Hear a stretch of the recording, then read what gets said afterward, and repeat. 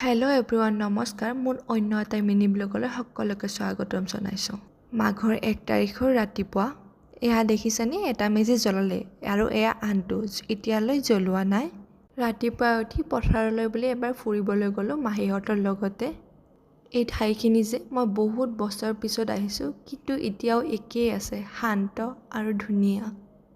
এয়া আমি মন্দিৰলৈ বুলি ওলাইছোঁ মাঘৰ প্ৰথমটো দিন বুলি। মানুহৰ যে ইমান ভিৰ, অইনবাৰতকৈ এইবাৰ ভিৰটো অকণমান বেছিয়ে হৈছে। এয়া আমি মন্দিৰত সোমালোঁ। মন্দিৰৰ ভিতৰত যে সোমাবলৈ লাইন পাতিছে, সেইকাৰণে আমি বাহিৰতে চাকি বন্তি জ্বলালোঁ, প্ৰসাদ খালোঁ। প্ৰসাদ খাই উঠি আমি মন্দিৰৰ পিছফালে থকা এটা খাল আছে, খালৰ ওচৰলৈ গ'লোঁ।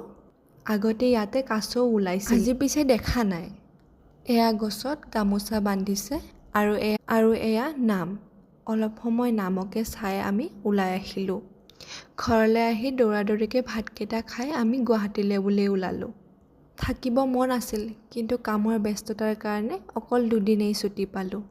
যি কি নহওক, আজিলৈ ইমানে। দেখা হ'ব নেক্সট ব্লগত। Bye bye.